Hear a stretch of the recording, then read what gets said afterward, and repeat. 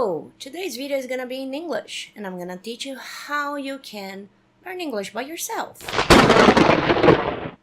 So, to tell you how you can learn English by yourself, I'm first gonna tell you how I learned English. And why am I gonna tell you how I learned English? Because I've learned most of what I know about English by myself. I had no other teacher teaching me for a very long period of my life. So I started learning English when I was like 11 or 12. I'm 31 now, so it's been a while. And I've started by translating Alanis Morissette songs because I was a super fan of hers. And as you have seen, I'm old. And by being old, the internet wasn't what the internet it is today, you know? So what happened? I've started translating the songs because I couldn't find any reliable translation, and I really wanted to know what the songs were talking about. And by doing that, I've learned lots of English. I mean, lots. Because after that, I got into a school, and I got into the upper intermediate stage already. So it was pretty awesome for me, because I've saved my father some bucks, you know. Other than that, I saved time and etc.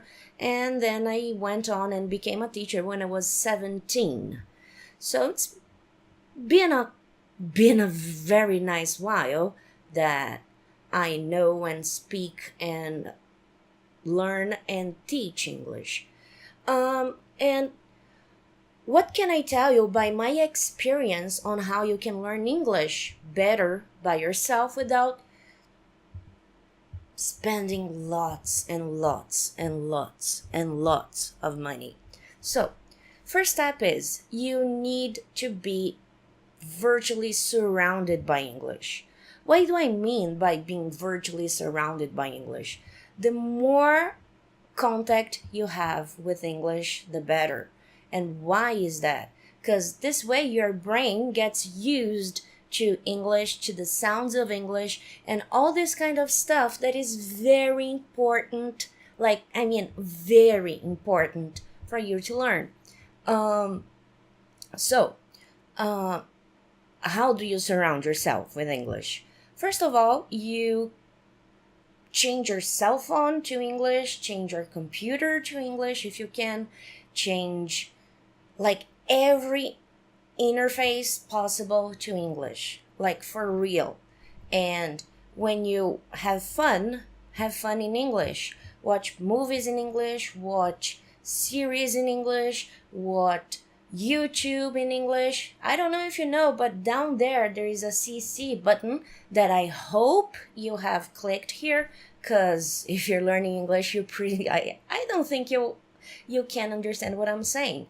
Maybe one word here, one word there, but not really the whole idea. So if you haven't turned the closed captions on, please do it now, because the captions are in Portuguese.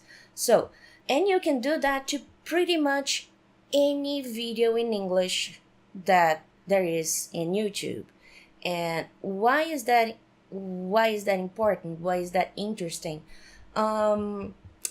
Because what happens, YouTube has this amazing feature that, I don't know what magic Google did there, you know, but they, the audio input, something gets whatever people say in their videos, and they transform it into text, and it's getting better and better, you know. A couple of years ago it wasn't so good, but now it's amazing. So you have the whole YouTube as material for you to study. And how do you study? You check the captions, you check the audio, you look up the words you don't know on the dictionary, you know, you do all this kind of stuff. And the more contact you have, the better, always. Nowadays, your life is easier than mine was, because I had to keep translating songs forever and ever. I mean, there wasn't any other thing. I mean, probably there was, but I was young and I didn't know. So there wasn't as much material as there is now. because the internet got this, got huge and got amazing. And nowadays you can learn using your cell phone. I've lost my cell phone. Oh no, my cell phone is here. You can learn using your cell phone, probably the device you're watching this video right now. You can study using your cell phone, and you can study using YouTube. Another amazing thing for you to learn English is TED.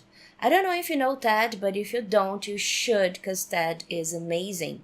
TED is this amazing conference. I don't know if I can call it a conference, but it's something like that, where many people go there and they talk about their fields. So there are people talking about engineering, there are people talking about science, there are people talking about medical stuff. There probably is something you like in there. And why is it important to be something you like? Because if it's not something you like, you're going to be bored.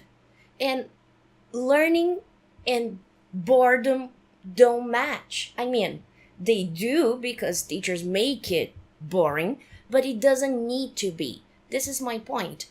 When you study a language, if you do that with some subject that you already like, that you already have interest, it's going to be so much fun. I mean, for real, it's going to be super fun, because you're not going to be learning only one thing, you're not going to learn only English. You're going to learn English and whatever that thing is that you're studying. So it's amazing, because you get the time to study one thing and you study two, and it's great. I still really like to study with music. So for example, nowadays I keep my English, my conversational English, by talking to people, of course, but also by singing along with the songs, because it helps the motor part of my mouth to be in contact with those movements that I need to make. So it's really, really nice. Another thing that you can do is use apps on your cell phone. What kind of apps? You've probably heard about Duolingo. Duolingo is this really nice app that will teach you the basics of lots of languages, but this is the problem about Duolingo. It's the basics. And their microphone thingy so you can study the pronunciation and you can practice the pronunciation is not that good. I mean, because you need to speak exactly what they want, and you've been listening to my English for quite some time now, and my pronunciation is okay, right? So, even with my pronunciation being okay, I've tried Duolingo, and many times Duolingo didn't get my pronunciation, even though I knew what I was saying was right. So, the thing is, it's nice. You can keep in contact with the language. You can learn new things about the language, but it's not everything that you need. Another really nice app that is very similar to Duolingo is Memrise. Memrise is usually free, but if you want some extra features, you can buy it for $5 a month. It's not that expensive, but the idea is to do it for free. So let's keep on the free side. Memrise is a little better than Duolingo in my experience. And why do I say that? Because I've started taking Swedish in Memrise. And Swedish is a very interesting language, but at the same time it's very complicated to actually learn without a teacher. So Memrise has helped me a little, but it doesn't really have, I don't know for English, but for Swedish, it didn't have so much grammar explanations. And explanations are important for you to understand why one thing is one way and not the other way. And yeah, so it's kind of bad, but at the same time it's okay, because when you've learned your language, whatever language you speak, you didn't really learn with somebody saying, hey, so this happens because of this. I mean, you got that when you went to school, but I don't know, here in Brazil, we start learning how to write and to read when we were 6 or 7, And like, but up till then, you spoke Portuguese, right? And nobody told you, oh, this is a verb, you need to use this verb this way. The problem by doing things by yourself is like you are gonna need more time. Why? Because what is the role of a teacher? The teacher should guide you, tell you, hey, go this way, go that way, you know? Because I have made mistakes and I can help you not to make the same mistakes that I made, you know? So this is the thing about having a teacher. You save time, but teachers cost money because, you know, they have their time, their expertise, they've studied a lot to become teachers. Actually, some of them, because, yeah, you know what I'm talking about. So, it's like you're gonna need to understand some concepts of grammar, because English is not only Portuguese translated to some new words, you know, like it's not the same structure, it's not the same thinking. Everything is different when you learn a new language. And so the apps won't help you with the grammar. What will? Great. There are lots and lots of websites with grammar and stuff, but there is one that I want to tell you about. It's BBC Learning English. It's from BBC, the network from England, and they have a pretty decent course about English there with expressions, grammar, and all this kind of thing that is very important. So let's review. We have songs, movies, series, etc. We have TED. TED is awesome. So if you want to study by TED, don't use the channel that they have here on YouTube. Go to their website, because there they have lots of features and lots of tools that will help you, like that really will help you to understand pronunciation, to understand linking sounds, and all these kind of things. So you can have all of this there just for you to grab, but you will not learn if you don't do one thing. And this thing is very, very, very important. I cannot stress how important this is. It's important to keep frequency. What? Keep frequency. What is that? So it's important for you to be in contact with the language as long as you can. It doesn't matter what you do, try to do the thing in English, you know?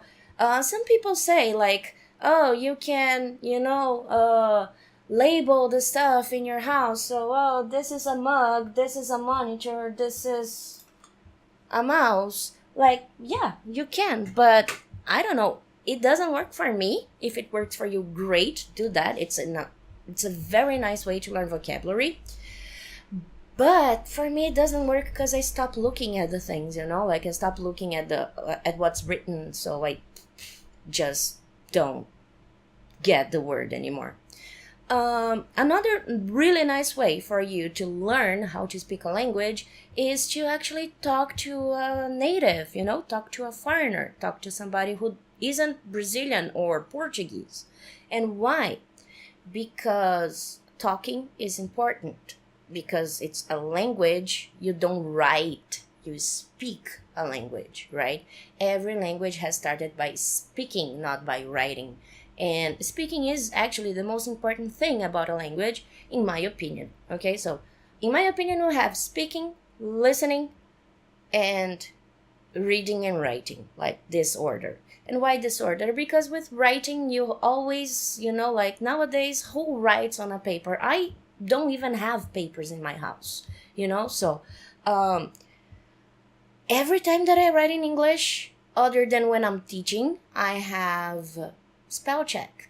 So I don't need to care about the spelling of words. And you're gonna have spell check everywhere. You can have a special keyboard on your phone that has spell check in 2 different languages at the same time. That's what I use. If you don't know that, and if you want to know which keyboard I use, leave a comment below asking me that. I'll answer you, okay? So other than having everything in English, you can talk to foreigners. And oh, but Jo, I don't know any foreigners for me to talk with. How am I gonna talk to foreigners if I don't know foreigners? So I thought you might say that, and I got some really nice website for you to try out. It's called Hello Lingo. All the links of everything that I'm saying is gonna be down there on the description. And on Hello Lingo, it's like free. You can talk to foreigners who want to learn Portuguese.